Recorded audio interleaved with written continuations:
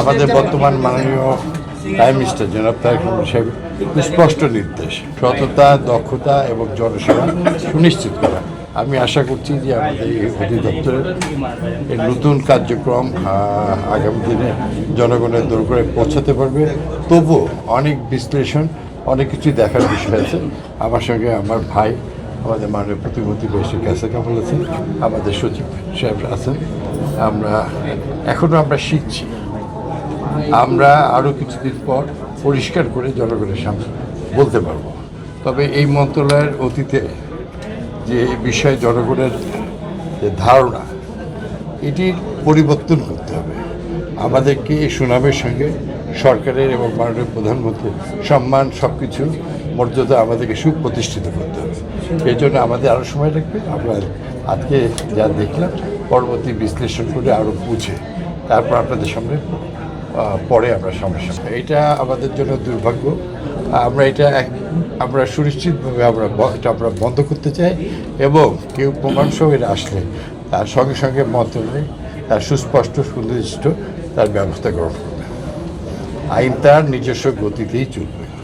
দেশে আমাদের সবার জনগণের অনেক ভোগান্তি আছে। 17 বছর এবং এই ভূমি ব্যবস্থায় বাংলাদেশের মানুষের ধারণা কখনই স্বচ্ছতা নাই।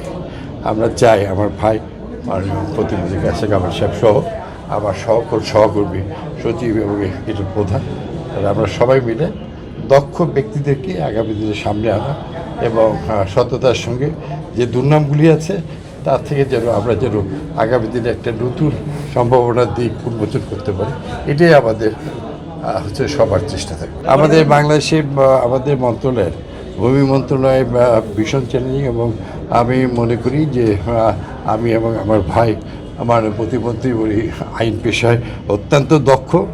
আমরা দুই ভাই মিলে এবং আমাদের মন্ত্রণালয়ের সকল সহকর্মীকে নিয়ে আমরা ইনশাল্লাহ এগিয়ে যেতে পারবো এবং সাফল্য ইনশাল্লাহ অর্জন করতে পারবো। হ্যাঁ, আমি বললাম তো আমরা শিখছি এবং যা কিছু আছে এগুলো আমাদের নলেজে আছে এবং এগুলোকে অবশ্যই বন্ধ করতে হবে। জনগণের সেবা সুনিশ্চিত করতে হবে এবং এই ভূমি ব্যবস্থায় যে বিভিন্নভাবে অতীতে যা কিছু হয়েছে তার থেকে উদ্ধার হয়ে আমাদেরকে আগামী দিনে একটি সুন্দর, সহজ, সরল পথে সততার সঙ্গে দক্ষতার সঙ্গে এগিয়ে যেতে হবে। ইনশাল্লাহ এই পার্লামেন্ট এটা আমাদের পার্লামেন্ট বিষয়ক যারা দায়িত্বে আছেন তারা বলবেন। এটা আমাদের ভূমি মন্ত্রণালয়, আমরা এটার মধ্যেই থাকবো।